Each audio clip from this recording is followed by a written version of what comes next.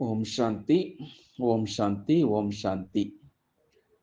நாம் தொடர்ச்சியாக பாக்கிய விதாதா அந்த புத்தகத்தை பற்றி ஆதிரத்தினங்கள் என்னென்ன அனுபவம் செய்தார்கள் அப்படின்று இன்னைக்கு 4வது நாளாக யாரை பார்க்க போகிறோம் என்றால் தாதி பிரகாஷ்மணி அவர்கள்.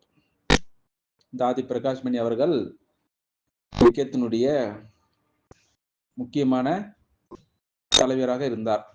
1969க்கு பிறகு 2007 வரைக்கும். அவர் தன்னுடைய அனுபவத்தை இப்படியாக சொல்கின்றார். பாருங்கள், நாம் கேட்கலாம். நேற்று நாம் ஜெகதீஷ் சந்திரா அசிஜா அவர்களுடைய விசேஷங்களை பார்த்து எப்படி அவர் அனுபவம் செய்தார் அப்படின்று இன்னைக்கு நம்ம தாதி பிரகாஷ்மணி பற்றி தொடர்ச்சியாக பார்க்கலாம். இப்படி சொல்கின்றார் தாதி பிரகாஷ்மணி, நான் முரளிதரனுடைய மீரா தான் ஆக வேண்டும் அப்படின்னு சொல்கின்றார். ஸ்ரீ கிருஷ்ண பக்தி அப்படின்று என்னுடைய பெயர் ரமா, லௌகிகத்துல பெயர்.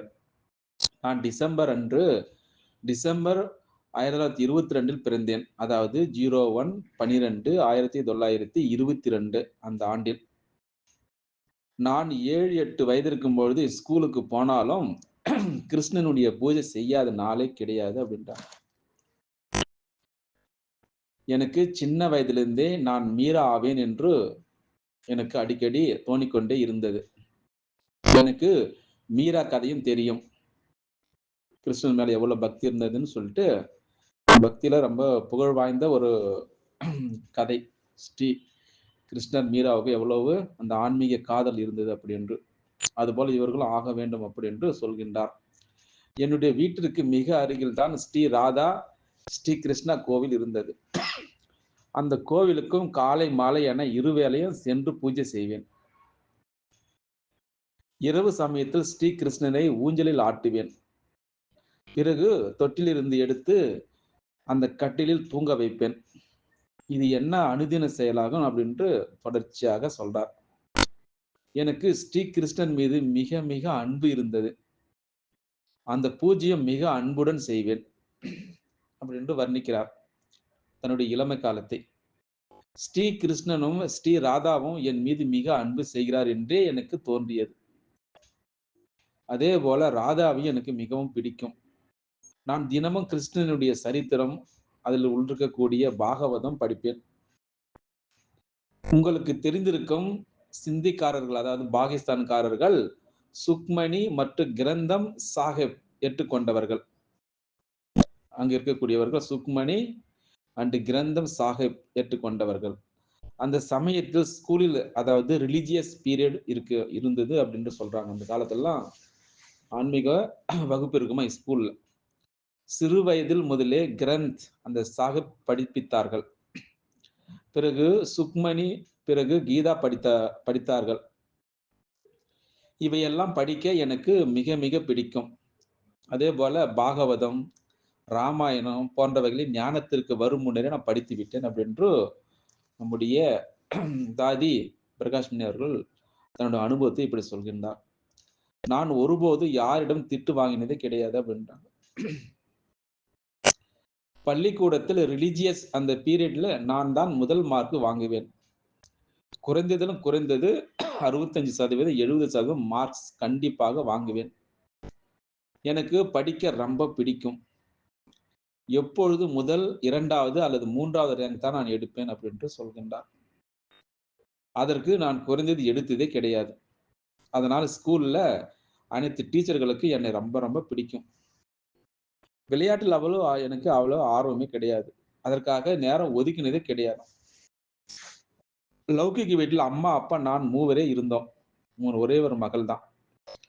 பெரிய சகோதரர்கள் இருந்தார்கள். அவர்கள் அவர்களுடைய மாமியார் வீட்டில் இருந்தார்கள். நான் பஜாரினுடைய எந்த பொருட்களையும் வாங்கி சாப்பிட்டதே கிடையாதுன்றாங்க. வெளி பொருட்களை சின்ன வயசுல லௌகிகத்திலே சாப்பிட்டது கிடையாது அப்படின்றாங்க. எனக்கு அப்பேற்பட்ட தோழிகளும் கிடையாது, அவங்க நண்பர்கள் கிடையாது அப்படின்று சொல்கின்றார். அதே போல ஃபேஷன் செய்து கொள்ளக்கூடிய ஆசையும் எனக்கு கிடையாது சின்ன வயசுல இருந்தே. மேலும் மற்ற கெட்ட சகவாசங்களும் எனக்கு கிடையாது. தோழிகள் வந்தாலும் படிப்பிற்காகவே தான் வந்தார்கள் என்னுடைய வீட்டிற்கு. மற்றபடி வீணான நேரத்தை தொலைக்கும் அளவுக்கு நான் யாருடன் நட்பு கொண்டதே கிடையாது. அங்கே ஒரு பெரிய மைதானம் ஒன்று இருந்தது. வெயில் காலத்தில் சிறிது விளையாடுவோம், இல்லை என்றால் வீட்டிலேயே தான் நான் இருப்பேன் அப்படின்னு சொல்கின்றார். என்னுடைய லௌகிக அம்மாவும் அப்பாவும் நல்ல சம்ஸ்காரம் உடையவர்கள். சத்சங்கம் கேட்பதில் ஆர்வம் உள்ளவர்கள் அவர்கள். அதனால் என்னுடைய சம்ஸ்காரம் கூட சிறு வயது முதலே நல்லவையாக இருந்தது. நான் சிறு வயதில் குறும்பு செய்ததாகவோ, அம்மா அப்பாவிடம் திட்டு வாங்கினதாகவோ, அவர்கள் என்னை அடித்ததாகவே இல்லை. வீட்டில் சண்டை நடந்ததாகவோ எனக்கு நினைவே இல்லை. அந்த மாதிரி ஆனதே கிடையாது. அதே போல பள்ளியில யாருடன் நான் சண்டை சச்சரவில் ஈடுபட்டது கிடையாது. வீட்டில் கோபமே வந்தது கிடையாது. நான் இதுவரையிலும் சரி, சின்ன வயசுல இருந்து இப்ப வரைக்கும் இந்த யக்ஞத்தில் இருக்கும்போது நான் பொய் சொன்னதாகவே இல்லை. திருடியதாகவே எனக்கு நினைவில்லை. நான் யாரையும் திட்டியதாகவே இல்லை. என்னை யார் திட்டியதாகவே எனக்கு நினைவில்லை. அவ்வளோ பெர்ஃபெக்ட்டா வச்சிருந்தாங்க பாரு. Clean and clear life. நான் என்னுடைய வாழ்க்கையில் எந்த ஒரு சினிமா திரையரங்கத்தையும் பார்த்தது கூட இல்லை.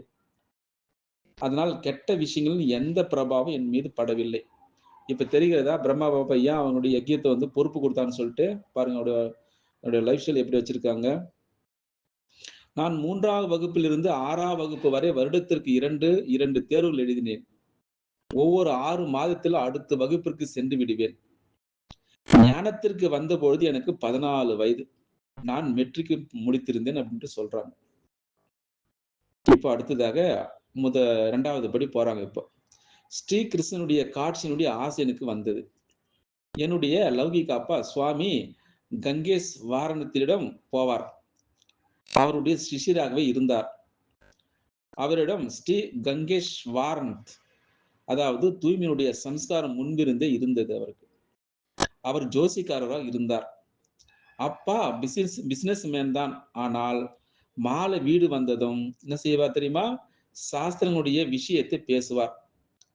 அப்பா சுவாமி ஜி சந்திக்க சென்றால் என்னை அங்கு கூட அழைத்து செல்வார். சுவாமிஜி ஜோசியரான காரணத்தினால் இந்த பொண்ணு திருமணம் செய்து கொள்ள மாட்டார், அதாவது மீரா ஆவாள் என அவரை என்னுடைய அப்பாவிடம் சொல்வாராம்.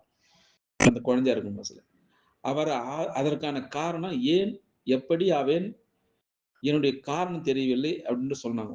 ஆனால் அனைவரிடமும் சரி இவள் திருமணம் செய்து கொள்ள மாட்டாள் என மட்டும் அவர் சொல்வாராம்.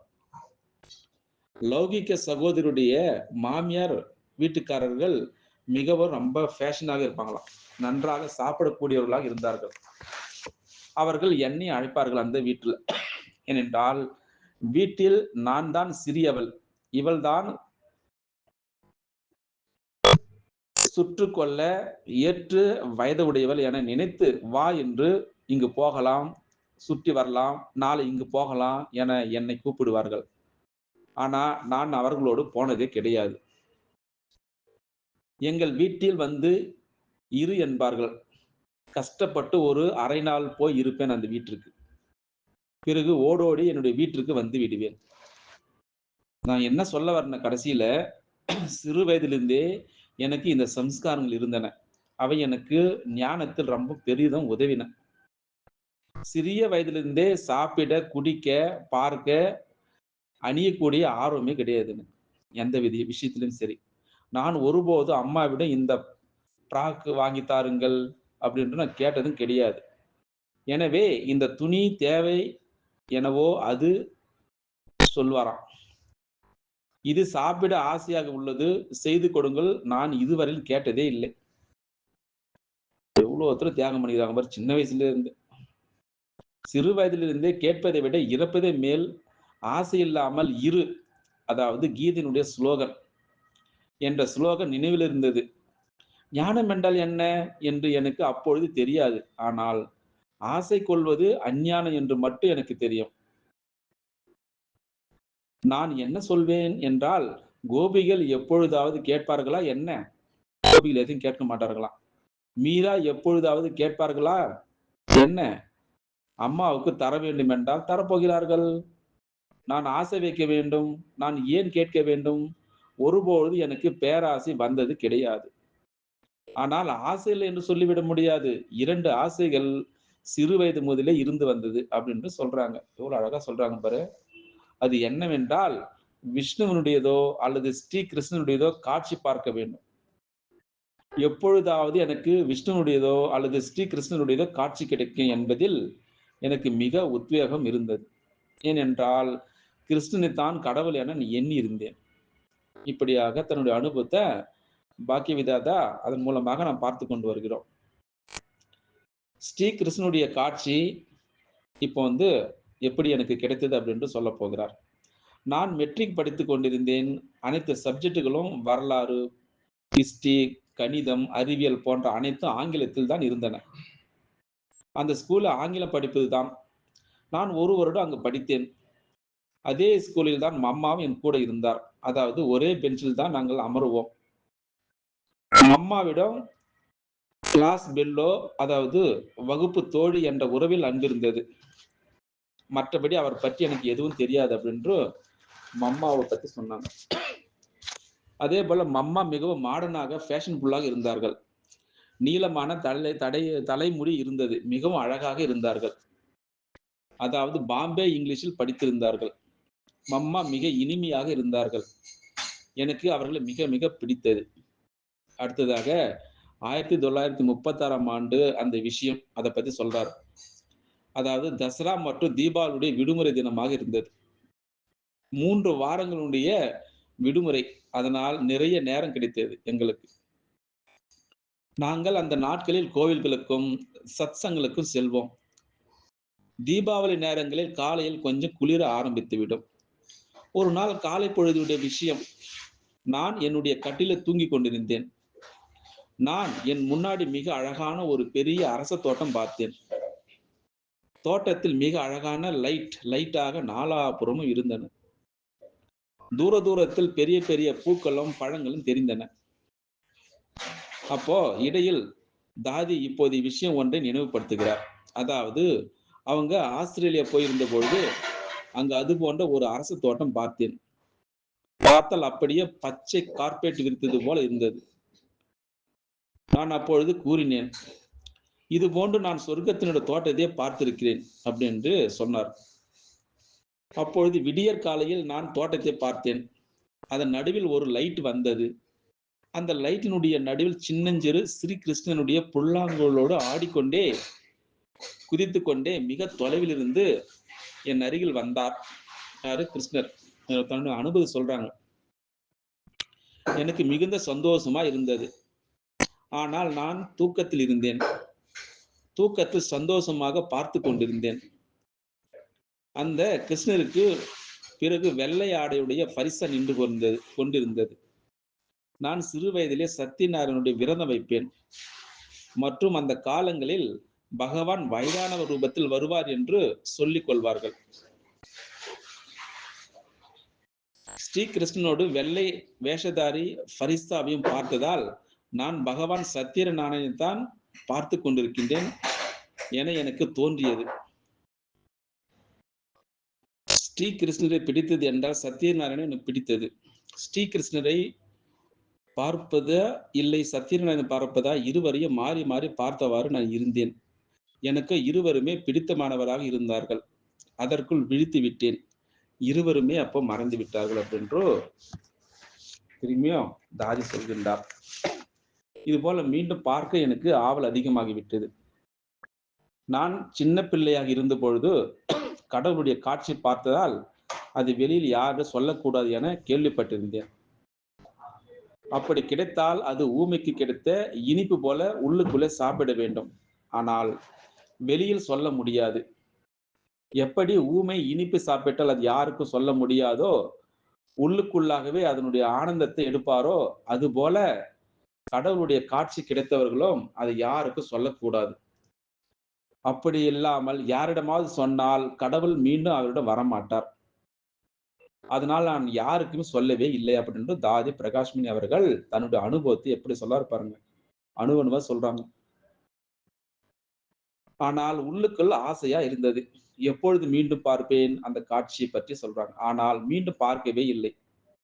நான் ஸ்ரீ கிருஷ்ணனுடைய மாலை எடுத்துக்கொண்டு பூஜை அறையில் உட்கார்ந்து விட்டேன். ஸ்ரீ கிருஷ்ணா மீண்டு வாருங்கள், மீண்டு வாருங்கள் மனதிற்குள் சொன்னேன். ஆனால் வரவே இல்லை. நிறைய மாலை சுழற்றினேன்.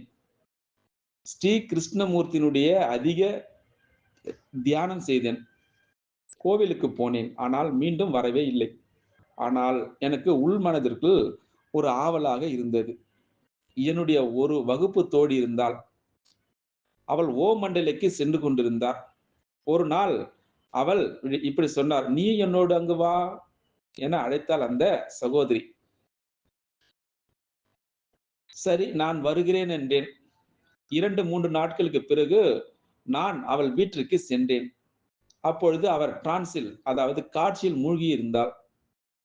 அவள் தன் கண்களையே திறக்கவில்லை. அவளுடைய பெயர் லீலா. நான் லீலா லீலா என்று கூப்பிட்டால் வெறும் கண் திறக்காமலேயே சிரித்தாள். இப்படி கையை மேலே தூக்கி கொண்டிருந்தாள். ஆனால் எனக்கு எந்த பதிலளிக்கவோ பேசவே கிடையாது. கண்களில் இருந்து கண்ணீர் ஓடுகிறது என்னுடைய தோழி லீலா அவர்களுக்கு. ஆனால் எனக்கு பதிலளிக்கவே இல்லை. எனக்கு என்ன நடக்கிறது என்று புரியவில்லை அந்த இடத்தில். இது எல்லாம் பாகிஸ்தான் நடந்து கொண்டிருக்கிறது. என்னை லீலா கூப்பிட்டாள். ஆனால் பேசவே மாட்டேங்கிறாள். நல்லது, நான் போகிறேன் என்று அவள் அம்மாவிடம் சொன்னேன். மகளே, எனக்கும் புரியவில்லை. எப்ப பார்த்தாலும் இப்படி தியானத்திலேயே இருக்கிறாள். இவளுக்கு என்னவாயிற்று என்றே தெரியவில்லை. 2, 3 நாட்களாவே இப்படி இருக்கிறாள் என்று அவருடைய அம்மா சொன்னார். அவருடைய இந்த தியான நிலை எனக்கு மிகவும் பிடித்திருந்தது. பேசிக்கொண்டு திரும்பி செல்ல எத்தனித்த போதே அவள் கண்களை திறந்தாள். "வா ராமா", என்னுடைய லௌகிக பெயர் ரமா. "நான் உனக்கு கிருஷ்ணனுடைய காட்சி காண்பித்து கூட்டி வருகிறேன்" என்றாள் அந்த தோழி அவர்கள். லீலா, எவ்வளவு பெருமிதமா கூறுகிறாய்! நீ ஸ்ரீகிருஷ்ணனுடைய காட்சி ஒன்றும் சித்தி வீட்டிற்கு போவது போன்று கிடையாது அல்லவா? ஸ்ரீகிருஷ்ணனுடைய காட்சி காட்டுவேன் என்கிறாய். நான் எவ்வளவு பூஜை செய்கிறேன், பக்தி செய்கிறேன். எனக்கு காட்சி தோன்றவே இல்லை. ஆனால் நீ எனக்கு காட்சி காண்பிப்பாயா என்ன என்று சிறு பிள்ளைகள் கேலி கிண்டல் செய்வது போல நான் சொன்னேன். ஆங், நான் காட்டுவேன் என்றால் அந்த தோழி. சரி வா என்றேன். அப்படி அவ்வளவோ இரவா ஆகிவிட்டது. சரி, நாளை காலை 10 மணிக்கு செல்வோம் அப்படி என்றால் தோழி. பிறகு நான் வீட்டிற்கு சென்று விட்டேன். பாபா முதலில் பாபு, அதாவது விஸ்வகிஷோர் வீட்டில் தான் சத் சங்கம் செய்தார். எப்போ? அந்த காலத்தில் தன் வீட்டில் அல்ல. பாபா பாபு விஸ்வகிஷோர் பாபாவுடைய அண்ணன் மகன். பாபா விஸ்வகிஷோருடைய அண்ணன் மகன். அந்த வீடு 5, 7 நிமிடங்கள் அடையக்கூடிய தூரமாக இருந்தது. அதுவும் என்னுடைய தோழி வீட்டிற்கு அருகில் தான் இருந்தது. பாபா காலையில் 10 மணிக்கு சத் சங்க ஆரம்பிப்பார். காலையில 10 மணிக்கு. இப்ப 7 மணிக்கு ஆரம்பிக்கிறது. அந்த காலத்துல 10 மணிக்கு ஆரம்பிக்குமாம். ஏனென்றால் சகோதரர்கள் கடை போன்றவற்றுக்கு போய்விடுவார்கள். ஆதலால் தாய்மார்கள் 10, 11 மணிக்கு ஃப்ரீ ஆகி விடுவார்கள். கொஞ்சம் பெரிய அறையாகத்தான் இருந்தது.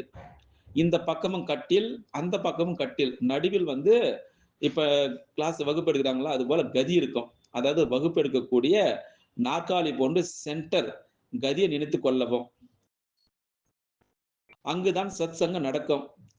எப்படி பாடசாலை ஆரம்பிக்குமோ அதே போலவே யக்ஞத்தினுடைய ஆரம்பமும் கீதா பாடசாலையை போன்று இருந்தது அந்த காலத்தில். அப்போ எனக்கு என்னுடைய லௌகிக அப்பா மண்டலிக்கு போவதற்காக பர்மிஷன் கொடுத்தாங்க.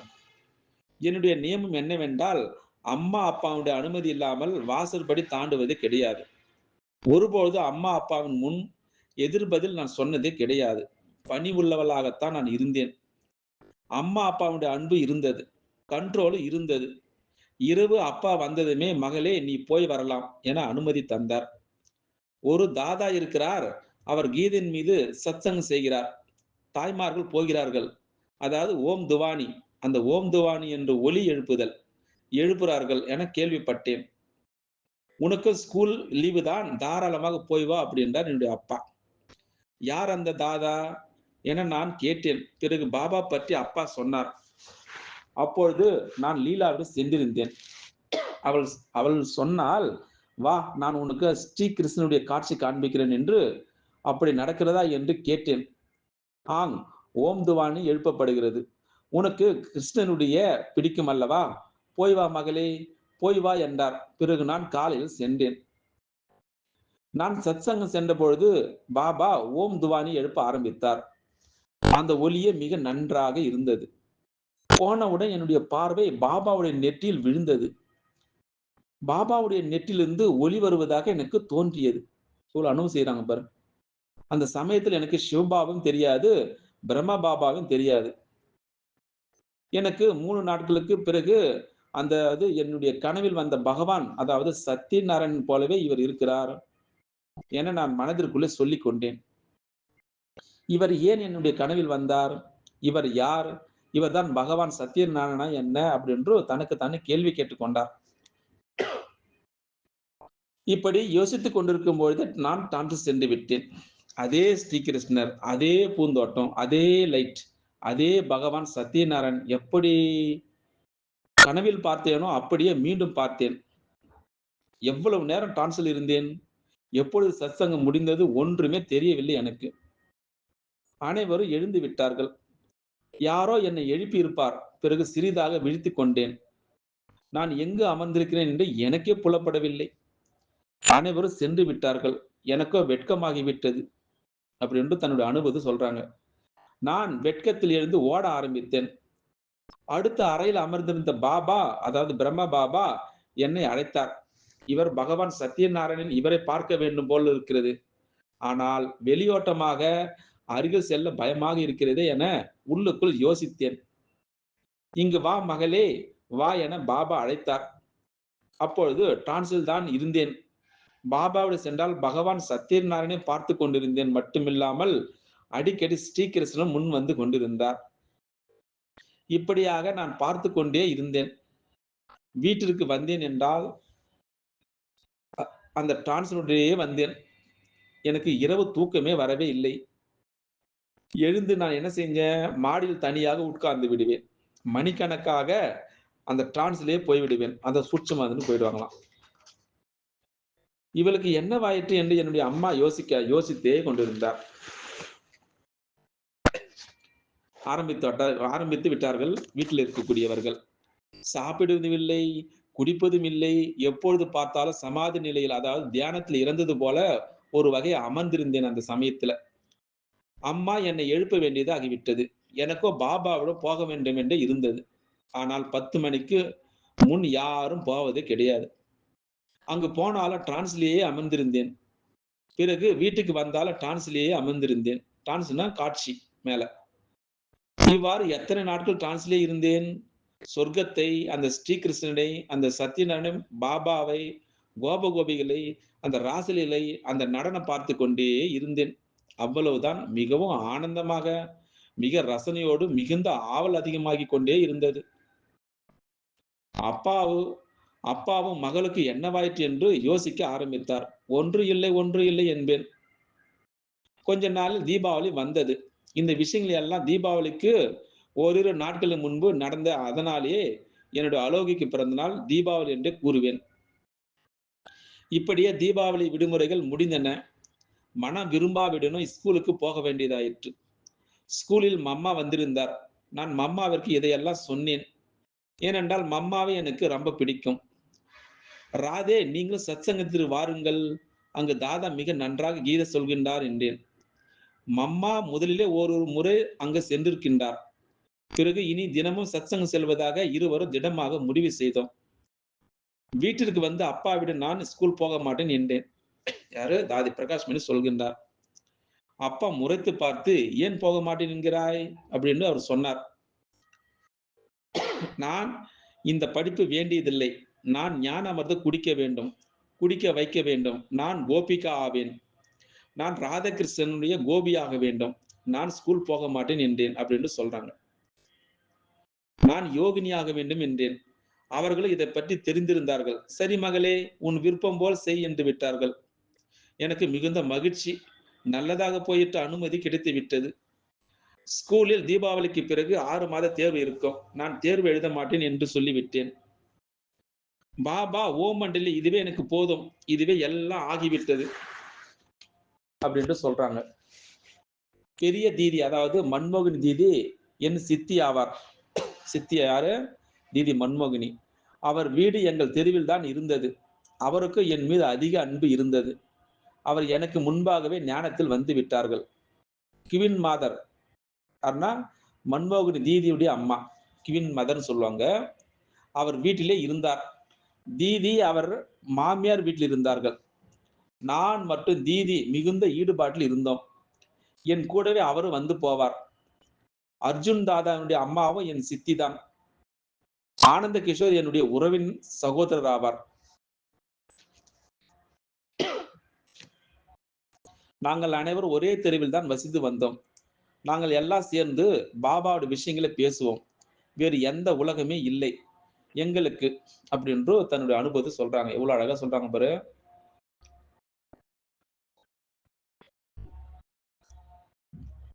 சித்தியோடு தான் போய் வருகிறாள் என்ற என்னுடைய அம்மா அப்பாவிற்கு நம்பிக்கையும் கிடைத்தது. எங்களுக்கும் ஆர்வம் அதிகமாகி கொண்டே போனது. பிறகு பாபா உரையாற்ற அந்த பாடையெல்லாம் கற்றுக் கொடுத்தார், எப்படி செய்ய வேண்டும் அப்படின்னு. ஞானத்தில் அவ்வளவு மூழ்கியிருந்தேன். உலகின் வேறு எந்த விஷயங்களும் எனவே இல்லை அப்படின்னு சொல்றாங்க. இது போல அந்த அனுபவத்தை நம்மிடம் பகிர்ந்து கொண்டிருந்தார். அடுத்ததாக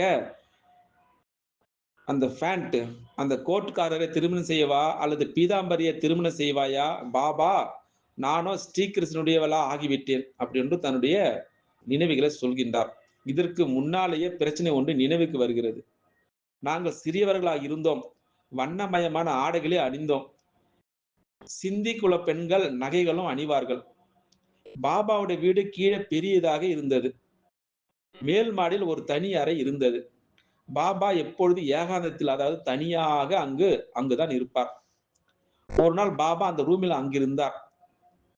நாங்கள் 3 தோழிகள், அதாவது நான், என்னுடைய தோழி லீலா மற்றும் கிஹனி அங்கு வந்து கொண்டிருந்தோம். பாபாவுடைய வீடு முற்றிலும் பஜாரினுடைய நடுவில் இருந்தது. கடைக்காரர்கள் எல்லாம் பார்த்து கொண்டே இருப்பார்கள். நாங்கள் கீழே நுழைந்தவுடன் பாபா சொன்னார், குழந்தைகளே மேலே அனுப்புங்கள், எங்களுக்கு பயம் வந்து விட்டது. பாபா ஏன் எங்களை மேலே கூப்பிட்டார்? பாபாவுக்கு என்ன வேலை இருக்கிறதா என தெரியவில்லை. இப்படியெல்லாம் நாங்கள் யோசித்துக் கொண்டே பாபாவிடம் போய் அங்கே நின்றோம். மகளே, நீங்கள் அந்த கோர்ட்டுக்காரர் திருமணம் செய்வா போறீங்க அல்லது பீதாம்பரிய திருமணம் செய்வா என அப்படின்னு கேட்டார். கேள்வியை நேரடியாக பாபா எங்களிடம் கேட்டு விட்டார். முதலில் இது எங்களுக்கு புரியவே இல்லை. கோட் என்றால் என்ன, பீதாம்பரம் என்றால் என்ன, அந்த என்ன திருமண விஷயத்தை பாபா ஏன் கேட்கிறார் என புரியவில்லை. பிறகு கேட்டார், நான் என்ன கேட்கிறேன் என்றால், நீங்கள் ஏதோ ஆண் பிள்ளைகளோடு திருமணம் செய்ய வேண்டுமா, இல்லை நீங்கள் ஸ்ரீ கிருஷ்ணனோடு அப்படின்னு கேட்டார் பிரம்ம பாபா. நான் சொன்னேன், கிரிதரனோடு எனக்கு திருமணமாகிவிட்டது, இனி எந்த ஆண் பிள்ளையோடும் ஆகாது என்றேன். பிறகு ஏன் இந்த ஆபரணங்களை அணிந்திருக்கிறீர்கள், ஏன் நீங்கள் வண்ணமயமான ஆடைகளை ஏன் அணிந்திருக்கிறீர்கள், யாருக்கு ஆண் பிள்ளைகளை பிடிக்குமோ அவர்கள் தான் இதனை அணிவார்கள் அப்படின்னு பிரம்ம பாபா அவர்களிடம் சொன்னார். அந்த நாளிலிருந்து நான் எந்தவித ஆபரணங்களையும் அணியவில்லை, வண்ணமயமான ஆடைகளையும் அணியவில்லை. இதுதான் பிரம்மகுமாரிகள் முக்கியமாக இருக்கிறது. ஏன் நீங்கள் ஆடம்பரமா அணிகிறன்னு சொல்லிட்டு விளக்கமாக இருக்கிறது.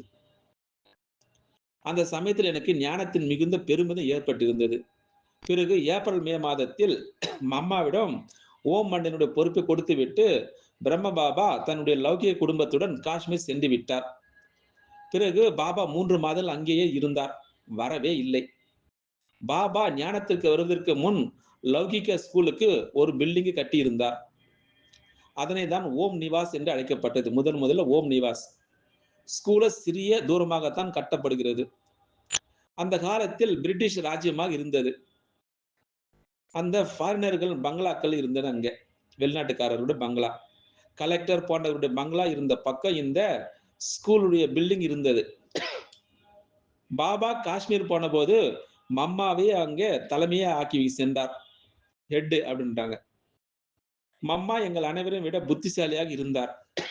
மிகவும் இனிமையாக பேசுவார், மிக நல்ல விதமாக உரையாற்றுவார், வாத்தியம் இசைப்பார், ஆடுவதும் சரி பாடுவதும் சரி மிக திறமையானவராக இருந்தார். இவற்றையெல்லாம் அவர் பாம்பேவில் கட்டியே இருந்தார். ஓம் ராதே சத் சங்கத்தில் வரக்கூடிய ஆண் பெண் குழந்தைகளுக்கு ஸ்கூல் கட்டப்பட்டு வருகிறதே, அதில் அவர்கள் இருந்து படிக்க வசதியாக போர்டிங் திறப்பதற்கான முழு ஏற்பாட்டையும் முடியுங்கள். ஹாஸ்டல் பத்தி சொல்றாங்க. அங்கே கான்ட்ராக்டர் இருக்கிறாங்க இல்லையா, முடித்து பில்டிங்கை கையில் வாங்கி கொண்டு எனக்கு தகவல் கொடுங்கள். அதுவரை நான் அங்கு ஹைதராபாத் வரமாட்டேன் என பாபா காஷ்மீரிலிருந்து கடிதம் எழுதினார். 1 மாதம் என்றுதான் பாபா போனார். ஆனால் 3 மாதங்கள் அங்கேயே தங்கிவிட்டார். நாங்கள் பைத்தியமாகி எங்கு சென்றாய் மயில் தொகை கிரிதர கோபால் என அழுது கொண்டே இருந்தோம். எங்களுடைய இரவு என்ன பகல் என்ன அனைத்துல பாபா பாபா மற்றும் பாபாவை. இப்படியாக பல மாதங்கள் வரை நாங்கள் எப்பொழுது பாபாவை பார்த்தாலும் கிருஷ்ணன் தான் தெரிய வந்தார். எங்கள் கண்களில் பாபா ஒருபோதும் இந்த ரூபத்தில் வந்ததில்லை. பாபாவை பார்ப்பது என்றால் கிருஷ்ணரை பார்ப்பதே ஆகும். எங்கள் கண்களில் கிருஷ்ணன் மட்டுமே தெரிய வந்தார் பிரம்ம பாபாவை பார்க்கும் பொழுது. யார் கண்களில் ஸ்ரீகிருஷ்ணன் மட்டுமே தெரிய வருகிறாரோ அவர் மஸ்தானி. அதாவது மஸ்தானினா மிகுந்த ஆன்மீக ஆனந்தத்தில் மூழ்கி இருப்பவர். இது போல அவருடைய தன்னுடைய அனுபவத்தை சொல்றார். அடுத்ததாக மம்மா முயற்சி செய்தார்.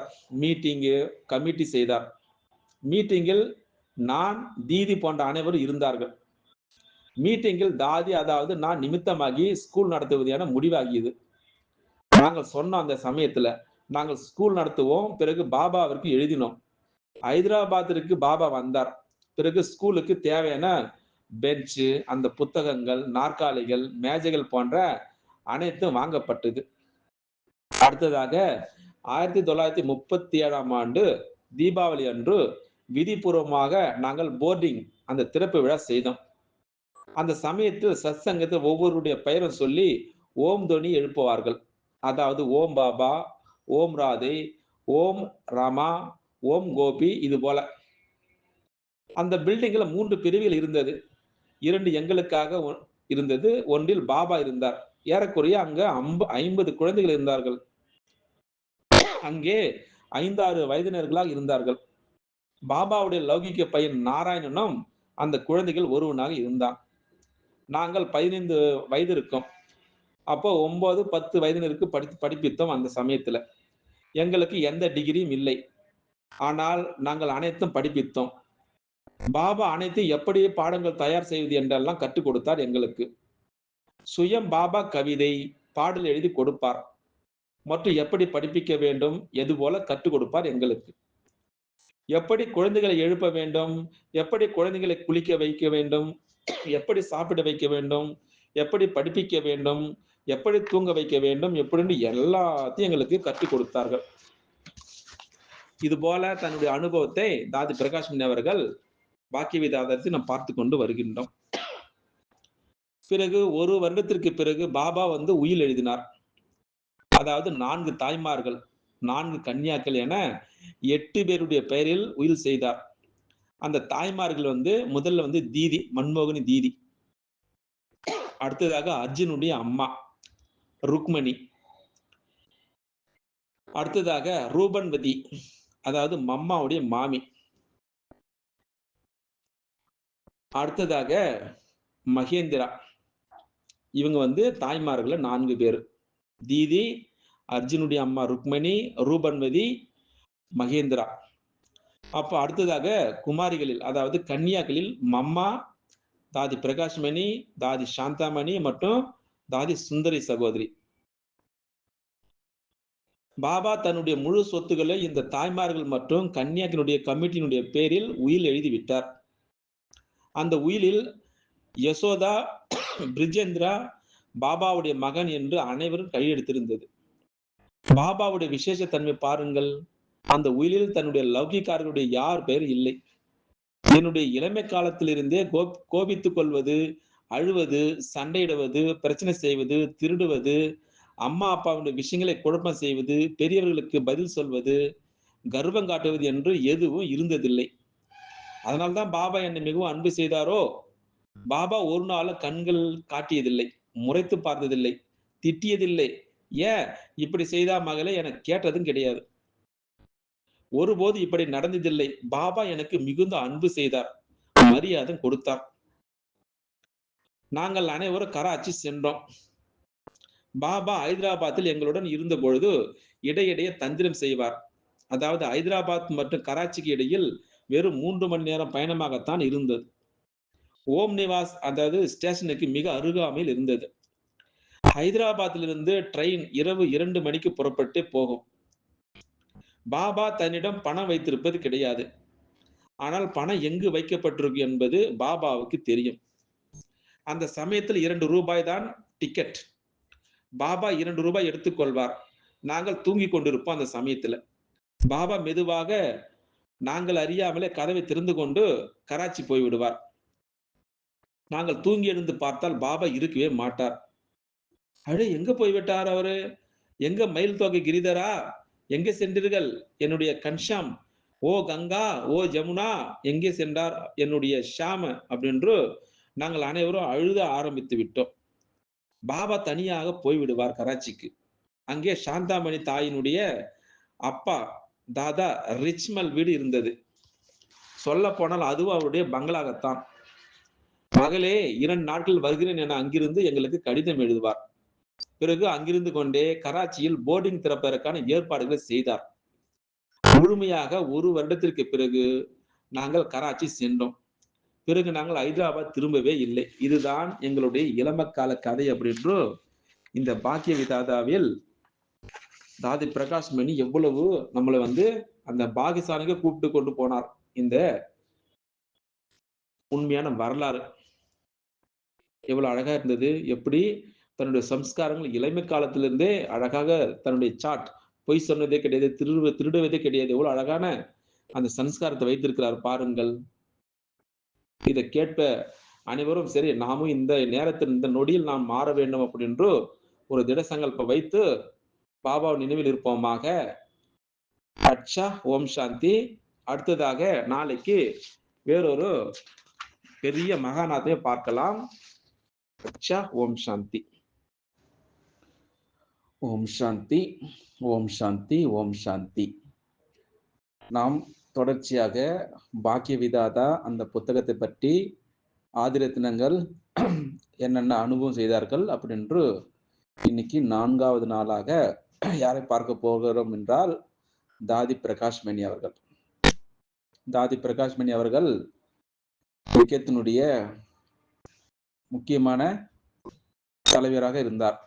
1969க்கு பிறகு 2007 வரைக்கும். அவர் தன்னுடைய அனுபவத்தை இப்படியாக சொல்கின்றார். பாருங்கள், நாம் கேட்கலாம். நேற்று நாம் ஜெகதீஷ் சந்திரா அசிஜா அவர்களுடைய விசேஷங்களை பார்த்து எப்படி அவர் அனுபவம் செய்தார் அப்படின்று இன்னைக்கு நம்ம தாதி பிரகாஷ் மணி பற்றி தொடர்ச்சியாக பார்க்கலாம். இப்படி சொல்கின்றார் தாதி பிரகாஷ் மணி, நான் முரளிதரனுடைய மீரா தான் ஆக வேண்டும் அப்படின்னு சொல்கின்றார். ஸ்ரீ கிருஷ்ண பக்தி அப்படின்று என்னுடைய பெயர் ரமா, லௌகிகத்துல பெயர். நான் டிசம்பர் 1922 பிறந்தேன். அதாவது 01/12/1922 அந்த ஆண்டில். நான் 7-8 வயது இருக்கும் பொழுது ஸ்கூலுக்கு போனாலும் கிருஷ்ணனுடைய பூஜை செய்யாத நாளே கிடையாது அப்படின்றார். எனக்கு சின்ன வயதிலிருந்தே நான் மீரா ஆவேன் என்று எனக்கு அடிக்கடி தோணிக்கொண்டே இருந்தது. எனக்கு மீரா கதையும் தெரியும். கிருஷ்ணன் மேல எவ்வளவு பக்தி இருந்ததுன்னு சொல்லிட்டு, பக்தியில ரொம்ப புகழ் வாய்ந்த ஒரு கதை. ஸ்ரீ கிருஷ்ணர் மீராவுக்கு எவ்வளவு அந்த ஆன்மீக காதல் இருந்தது அப்படி என்று. அதுபோல இவர்களும் ஆக வேண்டும் அப்படி என்று சொல்கின்றார். என்னுடைய வீட்டிற்கு மிக அருகில் தான் ஸ்ரீ ராதா ஸ்ரீ கிருஷ்ணா கோவில் இருந்தது. அந்த கோவிலுக்கும் காலை மாலை என இருவேளையும் சென்று பூஜை செய்வேன். இரவு சமயத்தில் ஸ்ரீ கிருஷ்ணனை ஊஞ்சலில் ஆட்டுவேன். பிறகு தொட்டிலிருந்து எடுத்து அந்த கட்டிலில் தூங்க வைப்பேன். இது என்ன அனுதின செயலாகும் அப்படின்ட்டு தொடர்ச்சியாக சொல்றார். எனக்கு ஸ்ரீ கிருஷ்ணன் மீது மிக மிக அன்பு இருந்தது. அந்த பூஜ்யம் மிக அன்புடன் செய்வேன் அப்படின்ட்டு வர்ணிக்கிறார் தன்னுடைய இளமை காலத்தை. ஸ்ரீ கிருஷ்ணனும் ஸ்ரீ ராதாவும் என் மீது மிக அன்பு செய்கிறார் என்றே எனக்கு தோன்றியது. அதே போல ராதாவையும் எனக்கு மிகவும் பிடிக்கும். நான் தினமும் கிருஷ்ணனுடைய சரித்திரம், அதில் உள்ளிருக்கக்கூடிய பாகவதம் படிப்பேன். உங்களுக்கு தெரிந்திருக்கும் சிந்திக்காரர்கள், அதாவது பாகிஸ்தான்காரர்கள் சுக்மணி மற்றும் கிரந்தம் சாஹிப் ஏற்றுக்கொண்டவர்கள். அங்க இருக்கக்கூடியவர்கள் சுக்மணி அண்ட் கிரந்தம் சாஹிப் ஏற்றுக்கொண்டவர்கள். அந்த சமயத்தில் ஸ்கூலில், அதாவது ரிலிஜியஸ் பீரியட் இருந்தது அப்படின்னு சொல்றாங்க. அந்த காலத்துலலாம் ஆன்மீக வகுப்பு இருக்குமா ஸ்கூல்ல. சிறு வயதில் முதலே கிரந்த் அந்த சாஹிப்